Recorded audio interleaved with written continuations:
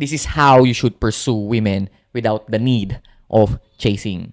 So may mga nakikita akong mga comments sa mga previous post ko na nagtatanong kung paano ba yung tamang pag-pursue ng babae. Di ba sinasabi ko sa mga videos ko na huwag kang manligaw, huwag kang aamin, huwag kang ma-attach sa babaeng di nagpapakita ng interes pabalik, huwag kang magiging completely sold agad sa babae, o huwag mong gagawing mundo yung babae. So, Joms, ano ba yung tamang paraan para magkaroon ka ng loyal, loving, supportive na babae sa mundo mo?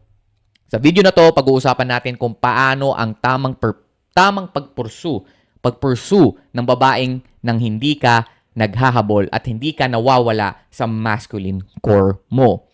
So, to pursue a woman without chasing her, a man must move from a state of needy, approval-seeking behavior to a state of grounded masculine leadership.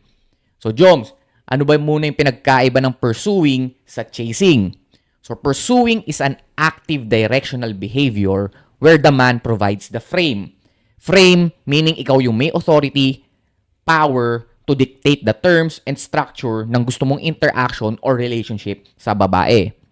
While chasing naman is a submissive, feminine behavior that attempts to purchase attraction with obedience or over-availability to the woman. So ito yung chasing, ito yung ginagawa mo, ito yung parang gagawin mo lahat, ibibigay mo lahat sa babae kahit na hindi siya nagpapakita ng reciprocation o nagpapakita siya ng low interest.